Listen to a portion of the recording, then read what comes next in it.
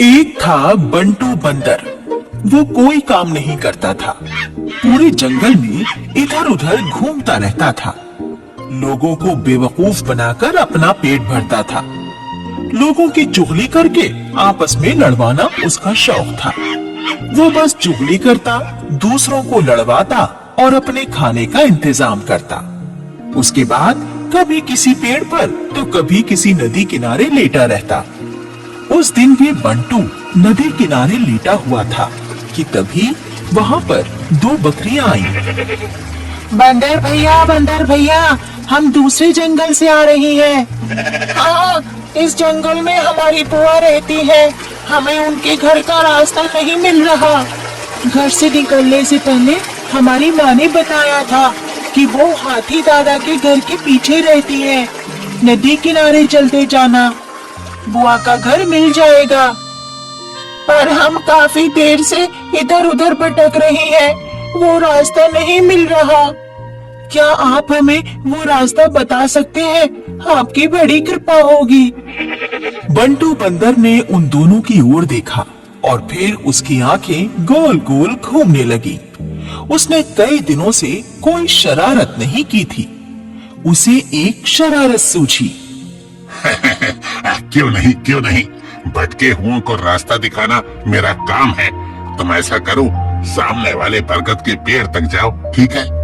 ठीक है, चली गई। फिर बाएं मुड़ जाओ, ठीक है? हाँ ठीक है, मुड़ गई। उसके बाद सीधे चलते जाओ, एक आम का पेड़ आएगा, बस उसी के सामने तुम्हारी बुआ का घर है। धन्यवाद भैया, चलो बहन। ये कहकर दोनों बकरियां उसी रास्ते पर चल दी जहां बंटू ने उन्हें जाने के लिए कहा था। कुछ देर तो बंटू उन दोनों को जाते हुए देखता रहा, फिर पेट पकड़कर जोर जोर से हंसने लगा।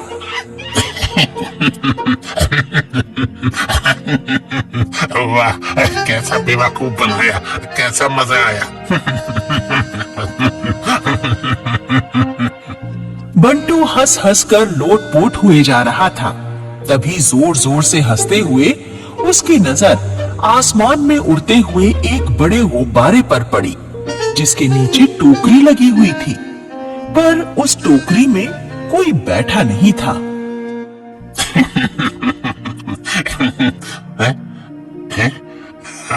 ये क्या है? एक बड़ा उड़ता गुब्बारा, नीचे टोकरी भी लगी है जिसमें बैठा जा सकता है। अरे वाह, इसमें बैठकर तो मैं पूरे जंगल में उड़ सकता हूँ। हाँ। बंटू तेजी से गुब्बारे की तरफ भागा और टोकरी से नीचे लटकती रस्सी को पकड़ लिया। अब इस रस्सी के सहारे में चढ़कर टोकरी तक पहुंच जाऊंगा। बंटू ने रस्सी पकड़ी और कुशलता से चढ़ते हुए टोकरी तक पहुंचा और छलांग मारकर टोकरी में बैठ गया। ये बड़ा गुब्बारा पास के शहर में होने वाली गुब्बारा प्रतियोगिता से भटककर जंगल में आ गया था। टोकरी में बैठते ही बंटू खुशी से नाचने लगा।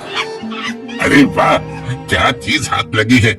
इसमें बैठकर तो मैं पूरे जंगल में उड़ूंगा और देखूंगा कि कौन क्या कर रहा है। सारी जानकारी इकट्ठी कर अपने हिसाब से इस्तेमाल करूंगा। अब तो चुगली करने और दूसरों को लड़वाने में और भी मजा आएगा। और जब दो दोस्त आपस में लड़ते हैं तो तीसरे का फायदा होता है, और वो तीसरा मैं ही तो हूँ। आया मजा बंटू यारा, गुब्बारे को आम के बाग की ओर बढ़ाता हूँ। ये कहकर बंटू ने टोकरी को हल्का सा धक्का मारा और आम के बाग की ओर चल पड़ा। ये आम का बाग डब्बू भालू और चिंपू भालू का था। दोनों दोस्तों ने मिलकर ये बाग लगाया था। वाह, डब्बू और चिंपू ने मिलकर क्या बाग लगाया है। इतने बढ़िया और रसीले आम हैं। ये कौन है बाग में? ओह, डब्बू है। ये आम तोड़ रहा है या खा रहा है? ओहो, तोड़ भी रहा है और खा भी रहा है। और चिंपू? वो यहाँ नहीं है, तो बस अपना काम बन गया। बंटू बंदर की आंखें गोल गोल घूमने लगी। उसे चुगली लगाने के लिए मसाला जो मिल गया था। उसने अपने गुब्बारे को वहां उतारा जहां चिंपू था। टोकरी से लगी रस्सी पकड़कर बंटू नीचे उतरा, रस्सी को एक पेड़ से बांधा और चिंपू के पास पहुंचा। क्यों भाई चिंपू, क्या हो रहा है? अरे क्या हो रहा है बंटू भाई, बस सीधा साधा काम है अपना, अपने बाग से आम तोड़ना, राजा जी के दरबार में पहुंचाना, और क्या, और जो मिल जाए उसमें गुजारा चलाना। सीधे सरल है भैया हम तो। हाँ चिंपू भाई सही कहते हो, अपना भी ऐसे ही है, पर सीधे सरल होने का नुकसान भी है, कोई भी बेवकूफ बना लेता है। हाँ ऐसे कैसे? पूरे जंगल में कोई मुझे बेवकूफ नहीं बना सकता। हाँ कोई गैर तो नहीं, पर अपना कोई तो बना ही सकता है ना। हाँ बंटू भाई, क्या कहना चाहते हो, साफ साफ कहो ना। अरे तुम्हारा साथी टप्पू अभी मैंने ऊपर से देखा, आम तोड़े भी जा रहा था और साथ में खाए भी जा रहा था।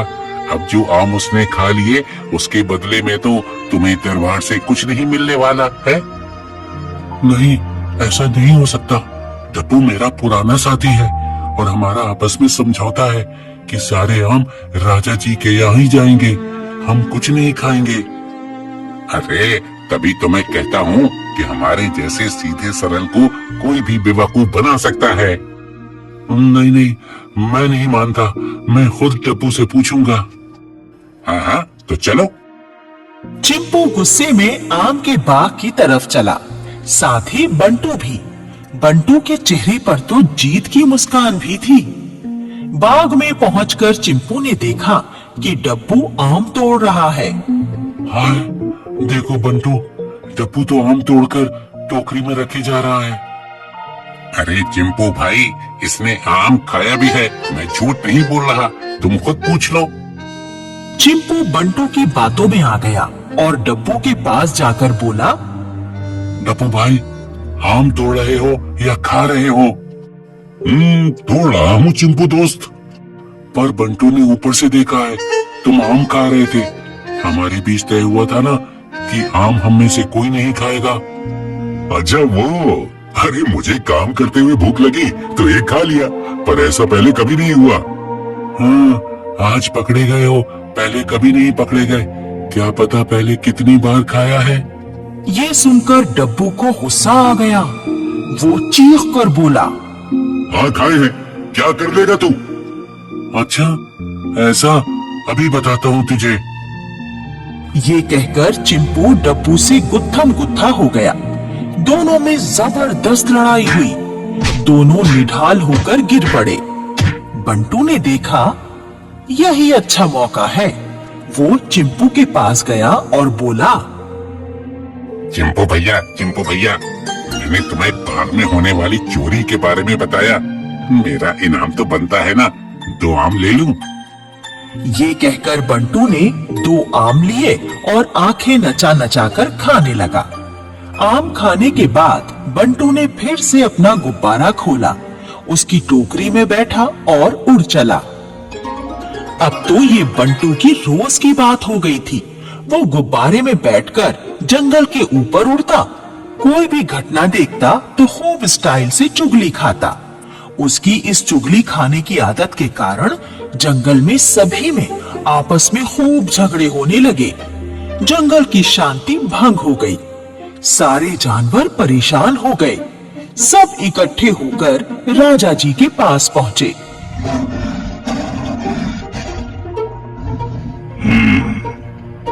हमने तुम सबकी शिकायत सुनी। हम महामंत्री हाथी जी को इसका समाधान निकालने के लिए कहते हैं। इसका समाधान तो बहुत ही आसान है महाराज। चील बहन, अगली बार जब तुम बंटू को गुब्बारे में उड़ते देखो तो उसमें अपनी चोंच मार देना। गुब्बारे से गैस निकल जाएगी और वो फिर न ऊपर उड़ सकेगा और न ही चुगलियां खा सकेगा। जैसे आज्ञा हाथी दादा। तभी गिलहरी ने ऊपर आसमान की तरफ इशारा किया। वो जा रहा बंटू का गुब्बारा। ये देखते ही चील उड़ी और आसमान में ऊपर पहुंचकर बंटू के गुब्बारे में चोंच मार दी। चोंच लगते ही गुब्बारा और उसमें लगी टोकरी में बैठा बंटू तेजी से नीचे आने लगे और पास की झील में गिर गए। ये देखकर सभी जानवरों ने तालियां बजाईं। पर बंटू झील में गिरते ही चीखने चिल्लाने लगा। अरे बचाओ, मुझे तैरना नहीं आता, मुझे बचाओ, मुझे बचाओ। नहीं नहीं, इसे मत बचाओ, ये फिर से चुगली खाकर हमें झगड़े करवाएगा। नहीं, हमें इसे सुधरने का एक मौका देना चाहिए और फिर जितनी गलती इसकी है उतनी बाकी सबकी भी है। कोई भड़काने वाला कितना भी भड़काए उसकी बातों में आना ही नहीं चाहिए। महाराज की जय हो, महाराज की जय हो। मैं अब कभी चुगली नहीं खाऊंगा, मेहनत करके अपना काम चलाऊंगा, शपथ लेता हूँ महाराज। मगरमच्छ, अपनी पीठ पर बैठाकर इसे बाहर निकाल दो। राजा का आदेश पाकर झील के मगरमच्छ ने बंटू बंदर को अपनी पीठ पर बैठाया और किनारे पर उतार दिया। हमें उम्मीद है कि अब तुम इस जंगल के अच्छे नागरिक बनकर रहोगे। मैं वादा करता हूँ हाथी दादा, वादा करता हूँ अब मैं अच्छा नागरिक बनकर रहूंगा। ये सुनकर सभी जानवरों ने तालियां बजाईं और बंटू को गले लगाने लगे।